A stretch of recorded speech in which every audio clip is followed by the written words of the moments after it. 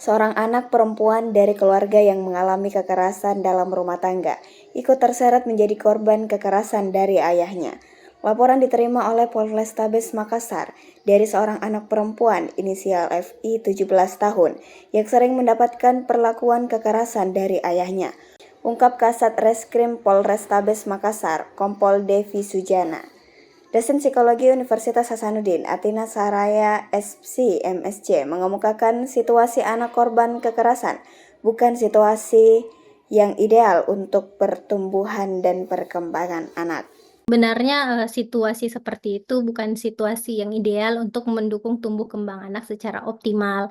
Jadi, situasi yang ideal seharusnya tidak melibatkan kekerasan fisik ya, tetapi kalau misalnya anak punya kesalahan, maka memang tetap anak mendapatkan konsekuensi atas apa yang dia lakukan, tetapi konsekuensinya sebaiknya tidak berupa hukuman fisik, tetapi konsekuensi yang sesuai dengan, apa yang dia lakukan. Jadi kalau misalnya dia nggak mau ke sekolah nih hari ini karena lagi malas. Oke, kamu nggak mau ke sekolah, tapi konsekuensinya berarti kan, kegiatan yang hari ini kamu nggak ikut. Jadi tetap ada kegiatan yang harus dibawa pulang ke rumah, ada PR dari sekolah tetap harus dikerjakan, seperti itu. Jadi konsekuensinya ini tetap harus selalu sesuai dengan perilaku apa yang tidak tepat yang dia lakukan.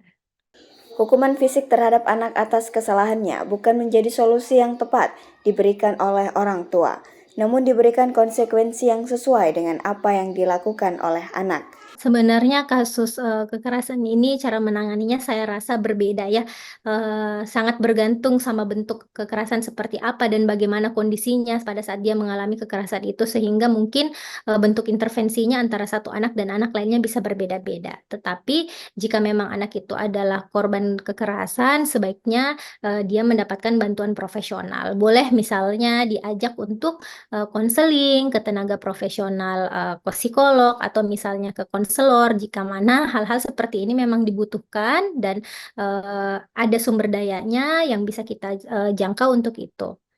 Dalam situasi anak menjadi korban kekerasan, sebaiknya mendapatkan bantuan profesional untuk mendukung pertumbuhan dan perkembangan anak.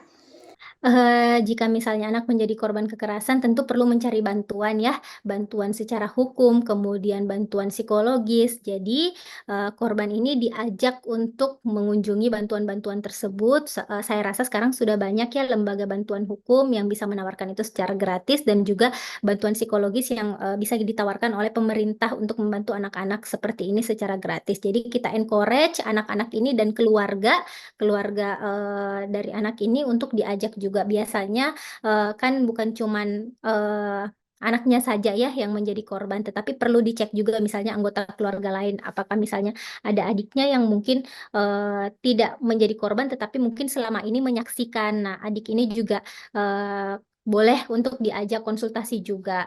Kemudian anggota keluarga lain yang misalnya kena dampak, misalnya jika kekerasan itu dilakukan oleh ayah, kita perlu mengecek juga kondisi ibu, apakah ibu ini kena dampak juga. Jadi, semua keluarga ini mendapatkan intervensi yang tepat.